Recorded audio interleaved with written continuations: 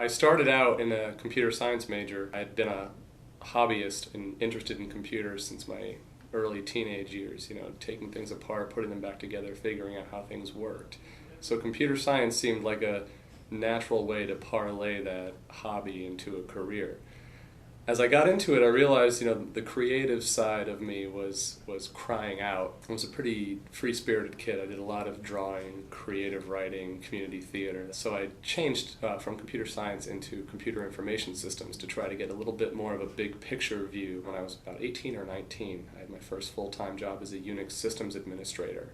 That was right here in New Haven over at the Long Wharf Maritime Center.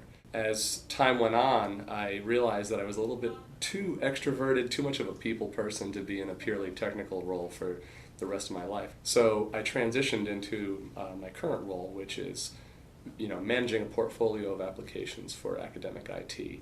I love IT in the higher education context because I get a direct view of the impact of the work that I'm doing in working with faculty and working with students. And year over year, seeing how teaching improves, learning outcomes improve, and we continually push the envelope of what Yale is doing with educational technology. There's really no such thing as true failure if you derive meaning out of it, if you've learned something in the end.